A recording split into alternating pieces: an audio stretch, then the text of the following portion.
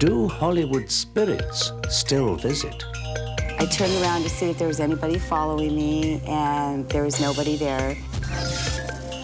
Kombucha is a miracle from God. The astrological chart just tells me the probability of the choices that you're going to make in life. From the boundaries of the universe to the depth of your soul, embark on a journey through the unknown and unexplained as we explore mysteries, magic, and miracles.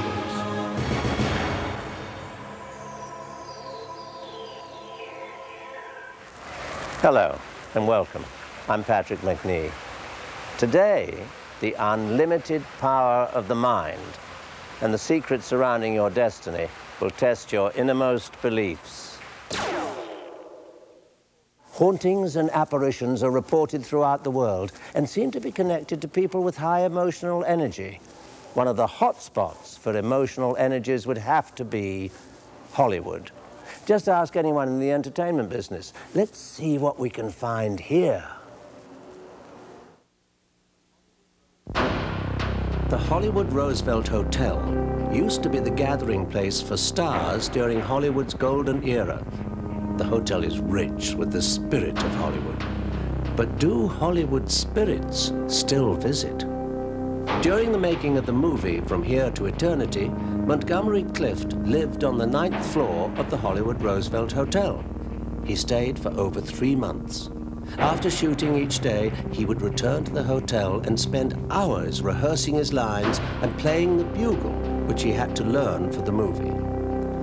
Since his death, guests and employees of the hotel have reported many times that late at night, they hear the sound of a bugle playing in the hallway near room 928, Montgomery Clift's room.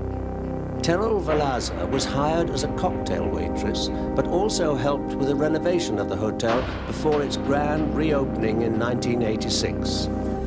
First week here, it was good. The beginning of the second week is when I was getting off the 9th floor elevator and I was walking down the hall and I heard footsteps behind me. I turned around to see if there was anybody following me, and there was nobody there. And then as I was continuing to walk, I felt a cold breeze like walk right by me.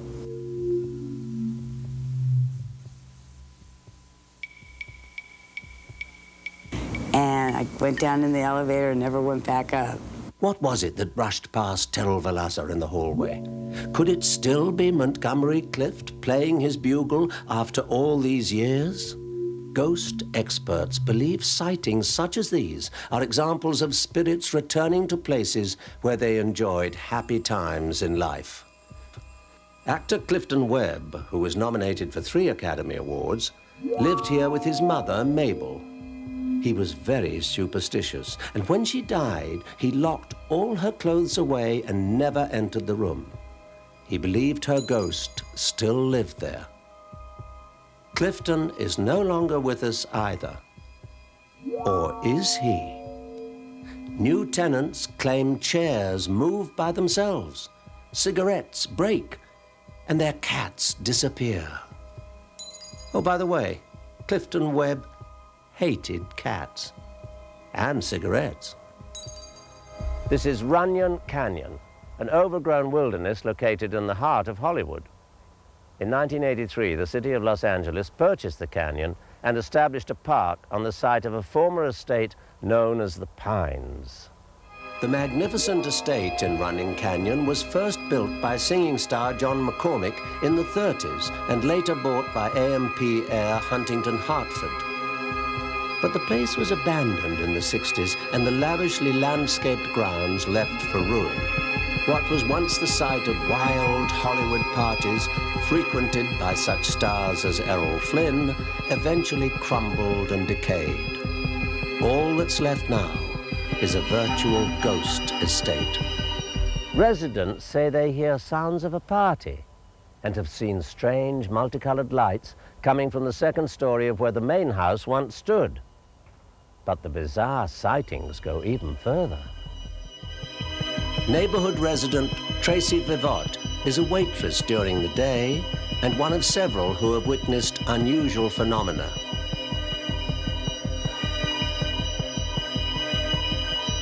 I just lived down the street from the park, so I used to come up here jogging after work. And one day I came after work. It was a little later than I usually come. So I started jogging up the hill, and all of a sudden I felt this cool, cold air brush past me. It was a little unnerving, and especially, I mean, it was the middle of the summertime. It was July, so I turned around and I jogged back down the hill. And I started just doing some easy stretching. And I was bending over, and I caught something on the corner of my eye. And he turned, and I saw this figure, this man, and he was on this bottom of these stairs, and he looked at me, and he froze. And he turned around, and he walked up the stairs, and he just walked right off into nowhere. I mean, he vanished, and after he left, I went over to the stairs, and the stairs just end. So if it was like a real person, they would have had to jump down or something, but this ghost, or I don't know what it was, it just sort of went right out into nowhere. I left, and I don't come here anymore.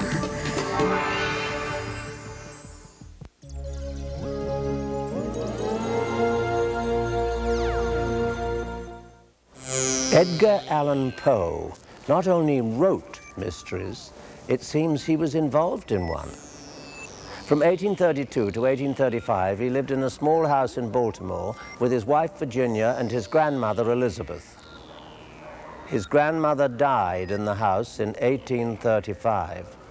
Since that time, there have been reports of strange phenomena, such as lights being turned on and windows and doors opening and closing on their own.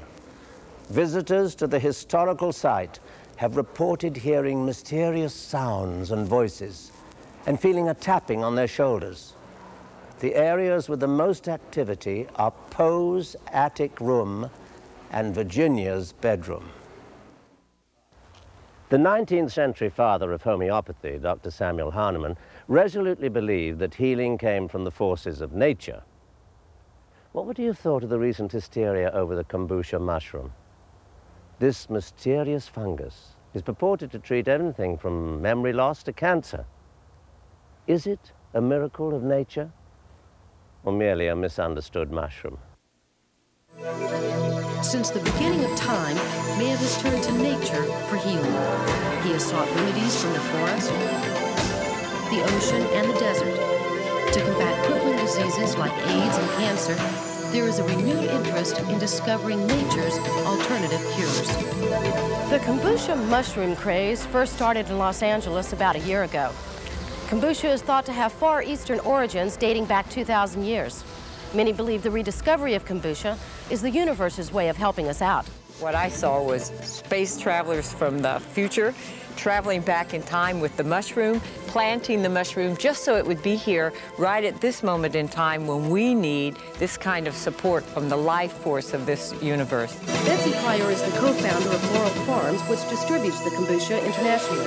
I asked Betsy how she became involved with the AIDS community. I was reading the Los Angeles Times one morning, and I noticed that AIDS Project Los Angeles was looking for volunteers. I was busy editing a book, so I couldn't come in myself, but I thought, you know, I think I'll volunteer my kombucha. And that was back in August of 1993, and that's how the kombucha got into the AIDS community. Betsy's partner, Norman Baker, invited us to his home to see how the kombucha is grown. Laurel Farms. Thank you. I'm very excited about being here. We're excited to have you. Let's go see what you got. Please, come on in. This is where we keep the kombucha mushrooms.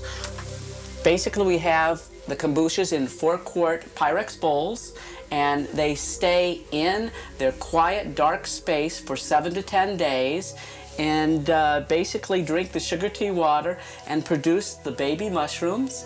And they just love it in here. They really do. This extraterrestrial-looking mushroom is, in fact, not a mushroom at all. but a symbiosis of yeast cells and bacteria. You don't actually eat the kombucha, you make tea with it. In essence, it is funny looking, it's funny tasting, but people love it. It's worth it. And that's the key. Well, when people call us from all over the country, and we receive over 100 calls every day nationwide, to the ultimate stories of saying, Mr. Baker, Betsy, we're alive. We're not supposed to be. The doctor said we should have died 2 weeks ago. The bottom line is we've drank your tea, and it's the kombucha tea. We're alive. Our hair's grown back, our energy level, our skin's looking better. The tea is a gift from God. It's something that somehow has made a difference in our life. The kombucha is shipped from Laurel Farms with a special message to all its recipients. Expect a miracle. So how does the FDA react to you? There is nothing that we're doing that is out of line with the FDA, because we tell people to always consult their physician. If they have any health challenges, if they're going to drink the kombucha tea, we tell people that they should always show our literature to their doctors before they start drinking this tea. Every year there seems to be a new fad that brings hope to AIDS patients. Is the kombucha just another fad? When somebody's usually doing a fad, they're taking money, and I take no money for this project. All the money that comes in goes to subsidize people with cancer, AIDS, and MS around the country. But that's the least amount. The main purpose is, like, why would full-blown AIDS people who are actually seeing their T cells climb, why would they pass it on to their best friends with full-blown AIDS if they weren't seeing the results? And that's what's happening nationwide, and that's the ultimate compliment that they can pay us by passing the kombucha on to their best friends, and that's what's happening. There was no way I could leave without tasting the kombucha tea. Looking forward to this. Very good. Do I help? Do I help? It tasted tart like vinegar. But who cares Very about the taste? good. Okay. Very good. Jeff Neff is the resident treatment advocate of the AIDS Service Center, which provides education and support services to people with AIDS. He's troubled that kombucha is just another in a long line of fads, or even worse. We don't know if the effects are permanent or if they even exist, because no clinical trial has ever been done on the kombucha mushroom. Part of the problem with the kombucha mushroom, again, is the fact that it's grown in a tea and sugar solution. So it could be that a lot of the energy boosts that people are experiencing are actually caffeine and sugar rushes from the solution itself. I definitely think that someone should be very careful. They should try and investigate the so-called properties of the kombucha mushroom and its effects, that they should rely on scientific information rather than word of mouth. Meanwhile, at Laurel Farms, the miraculous stories continue to pour in. After 7 months virtually bedridden with chronic fatigue, I started kombucha, and 2 days later I was vacuuming. I've been drinking the tea for about a month now, and I feel incredibly energetic. I suffered a ruptured implant, silicone implant, and began to have autoimmune problems, chronic fatigue problems, pain in the muscles and in the nerve endings, to the point where I was unable to use my arms and my hands and was in constant pain. I reached a point where I was unable to work. When I began taking the tea, immediately I felt energy. The moment I tasted the tea, I realized that there was a life force in it that was very thrilling to my body. So is the kombucha mushroom a miracle?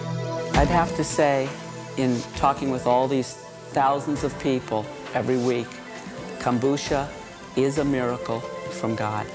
A person with HIV cannot expect a single treatment like the kombucha mushroom to be the miracle cure for AIDS. I think the kombucha mushroom is a miracle because when I drink it, I can taste the life force within it, and that's a miracle for me. Miracle or fad? We may never know for sure, but legend has it that if treated kindly, the kombucha mushroom will accompany you for life.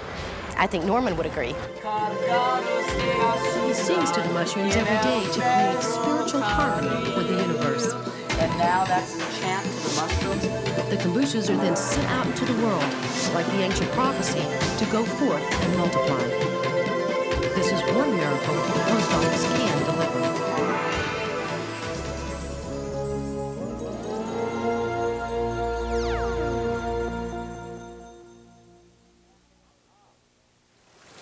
Ah, my horoscope tells me my day will go well.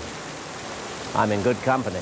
Presidents, prime ministers, and royalty have all consulted astrologers and numerologists in search of prosperity and fortune. The perfect computation of numbers and alignment of the stars may hold the answers. Humans have always been fascinated with the heavens. We have used the stars to guide us, to help predict our future and plan our destiny. Astrology and numerology date as far back as 400 BC, and people today are as fascinated with their horoscopes as ever. Why are we still so intrigued with these ancient practices in planning our daily lives? We asked the famous astrologer and numerologist, Jeanne Avery. What astrology and numerology can tell are the patterns that are prevalent. But the astrological chart just tells me the probability of the choices that you're going to make in life.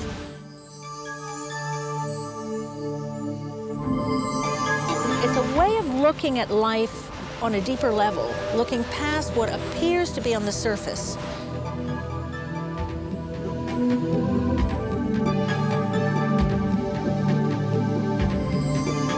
If you really utilize the information that you can get from a chart, you can schedule things in your life so that you live on the higher level of success. You can understand how to utilize your energy in a productive way, not a non-productive way. It is really helpful in discovering the relationships in life. Most of us are tempted to read our horoscopes now and again. We're curious about finding out what's in store for us in the future. But understanding the alignment of the stars and how we are governed by the Zodiac is more complex than most of us can comprehend. We went to a well-known area that has more astrologers per square yard than any other town in the United States, Venice Beach, California. Here we talked to astrology expert Marcella to see if she could guide us through the mysteries of the Zodiac and help us understand our own astrological signs better.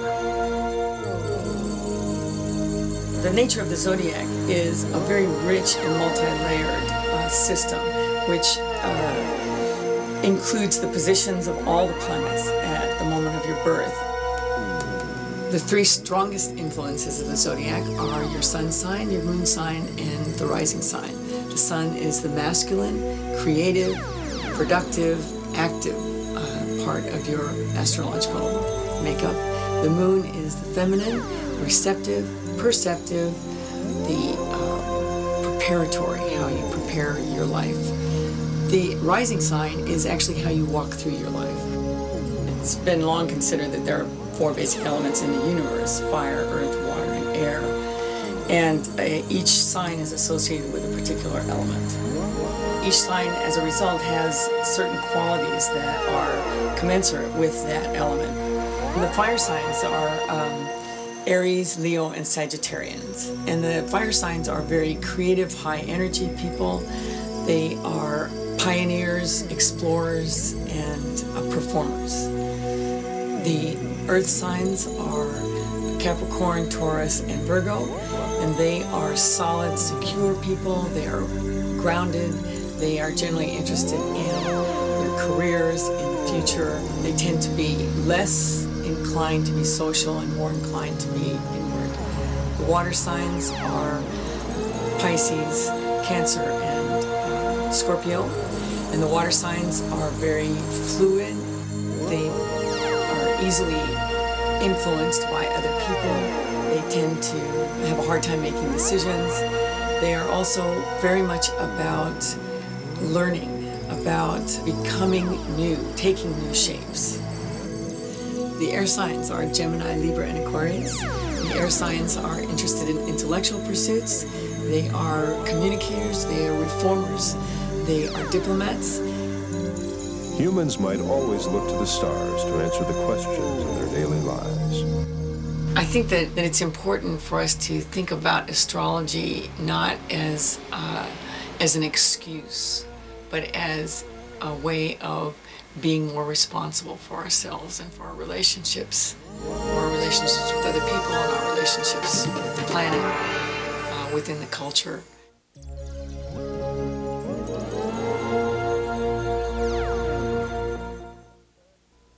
The number 13 is infamous for its reputation as a sign of bad luck. It's often left out of theatre rows and hotel floors. The musician, Richard Wagner, felt the number had a strong influence in his life. His name was made up of 13 letters, and he was born in 1813. The first performance of his opera Tannhauser was March the 13th, 1845, and he died on February the 13th, 1883.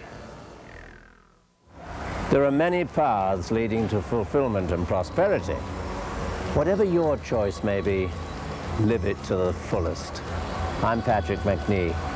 Join me next time for more mysteries, magic, and miracles.